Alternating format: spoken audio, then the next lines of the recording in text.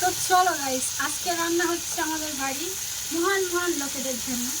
যেমন হচ্ছে কি আমার বর, আর হচ্ছে কি আমার দেওর। আমার বর হচ্ছে কি সবচেয়ে বড় মহান লোক, আর তারপরে আছে আমার দেওর। সেটা একটা বড় পণ্ডিত, তার কথা আর কি বলবো।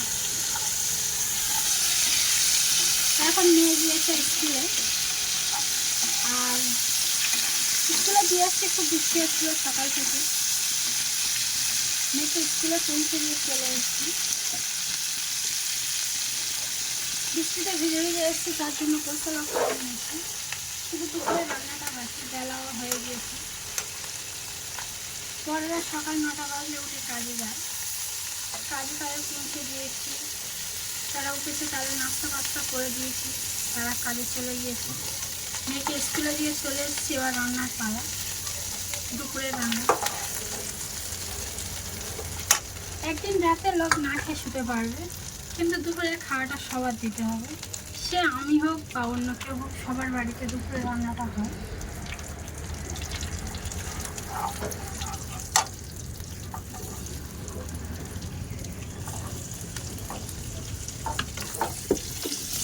তা আমি আজকে দুপুরে রান্না করছি, চিংড়িটা আগে ভেজে নিলাম। আজকে দুপুরে রান্না করছি কুমড়ো আর চিংড়ি। কুমড়ো আলুটা কুটে নিয়েছি, আর এটা হচ্ছে করলা, এটাকে ভাজা করবো। তেতো এটা খেতে সুন্দর লাগবে ভাজা করে, একটু বেশি করে তেল দিয়ে ভাজা করলে খেতে সুন্দর লাগে। আর ভাতটা আমি চড়িয়ে দিয়েছি এখানে।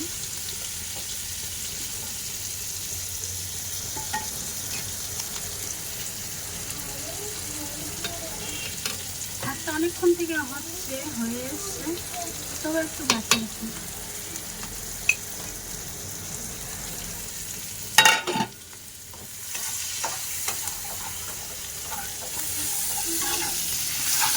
আগে চিংড়িটা ভেজেছি, তার জন্য কড়াটাই ধরে যাচ্ছে।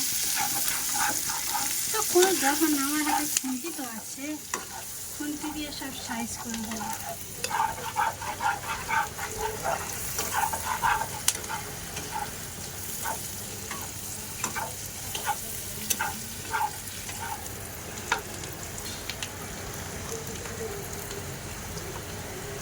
পুঁই শাক কাটলে ভালো হতো। চিংড়িটা ভাজা হয়ে গেছে, দেখানো হলো না। পেঁয়াজ আমার লাল হচ্ছে, একটু বাকি আছে। মনে হচ্ছে তরকারিটা একটু রঙটা হয় না, কেননা চিংড়ি দিয়েছি, তলায় ধরে বসেছে, সেটা কালো হয়ে আসছে। তো পেঁয়াজ লাল হয়ে গেছে, এবার আমি সবজি দিয়ে দিচ্ছি।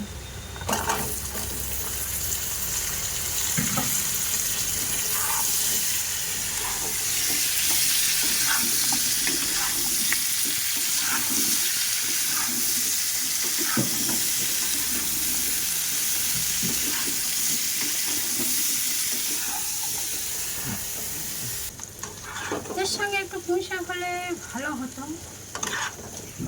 তো কখন আনবো কখন উঠবো, তবুও মন চাইছে চলো আনা যাক একটু পুঁই শাক, আমাদের বাড়ির গাছ।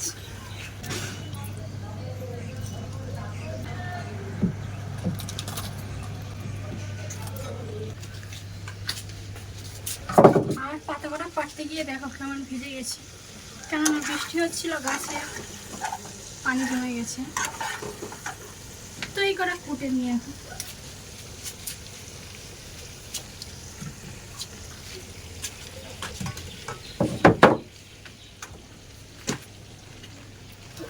কত বড় বড় পাতা গাছে।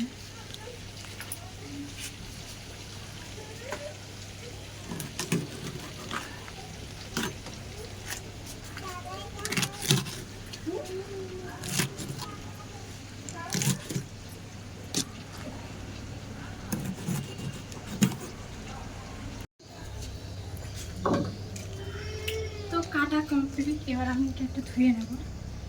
দেখো আমাদের বাড়িতে পুকুর আছে,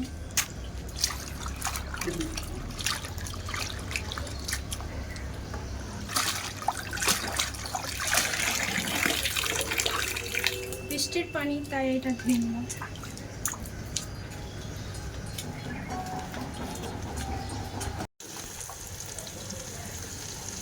তো চলো পুঁই শাকের পাতাটা এবার আমি ঢেলে দিই। ওয়াও, তরকারির এবার তো মজা এসে যাবে।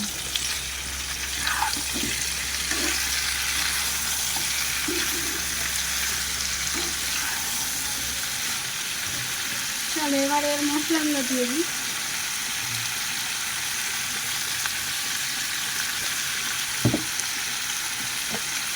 সবজিটা তো ডাল করতে হবে, ওই জন্য একে সবজির সঙ্গে মশলাগুলো দিয়ে এটা ডাল করে দেবে।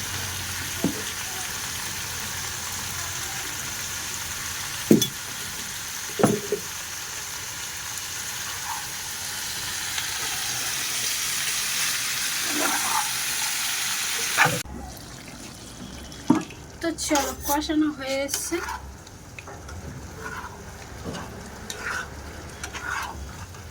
এবার চিংড়িটা ফেলাম, চিংড়ির সঙ্গে জব্দ হবে। চিংড়ি দিয়ে দিচ্ছি।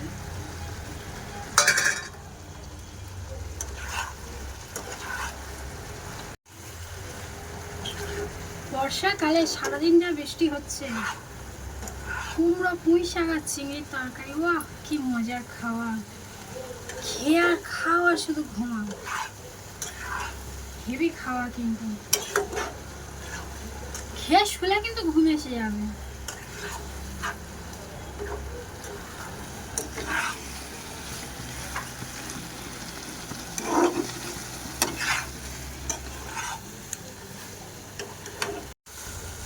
তো চলো এটাকে এবার সরিয়ে দিই।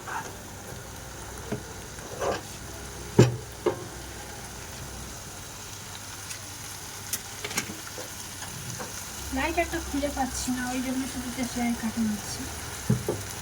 এই তরকারিটা আবার এদিকে দেবো, আর এখানে অন্য একটা তরকারি দেবো। এটা একটু নেড়ে নিই।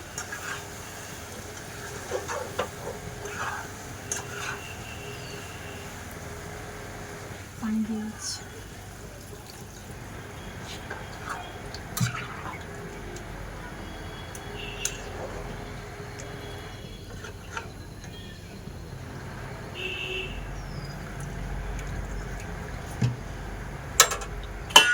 এবার চাপা দিয়ে দিই। আমিও একটু পানি খেয়ে নিই। রান্না করতে করতে দম হয়ে গেছে।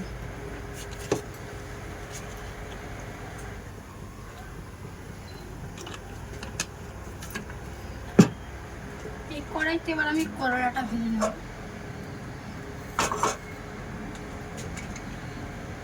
পেঁয়াজ দিয়ে দিচ্ছি।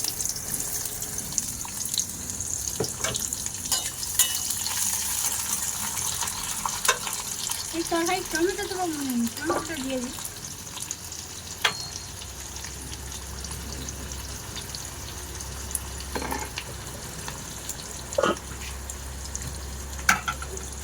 তো ততক্ষণ এপারে হোক, এবার আমি করলাটা দিয়ে দিই।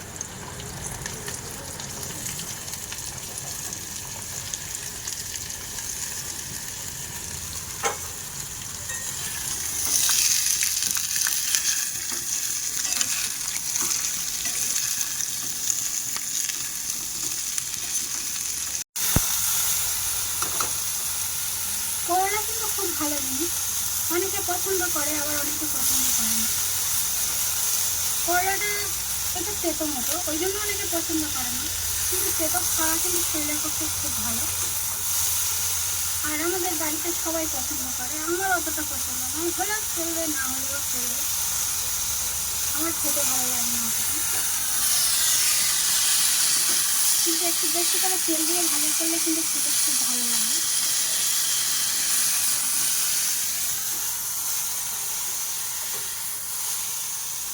আমাদের বাড়িতে অন্তত সপ্তাহে 2 থেকে 3 বার তো রান্না হবে। এটা ভাজা হয়, রান্নাটা করলে আরও খেতে হয়, এই জন্য রান্না আমরা করি।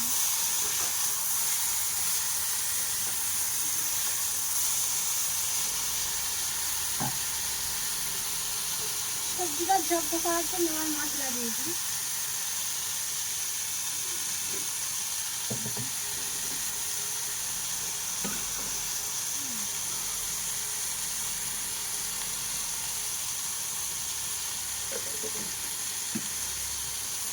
করলায় আমি ঝাল দেবো না।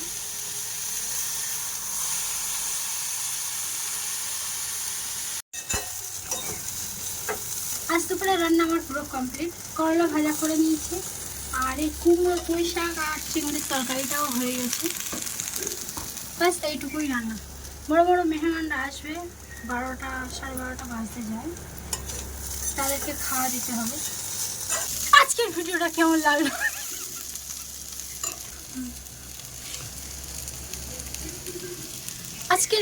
কেমন লাগলো অবশ্যই কমেন্ট করে জানাবে, আর অবশ্যই বলে দেবে বড়দের কেমন জব্দ করতে হবে। ঠিক আছে, এই পর্যন্ত।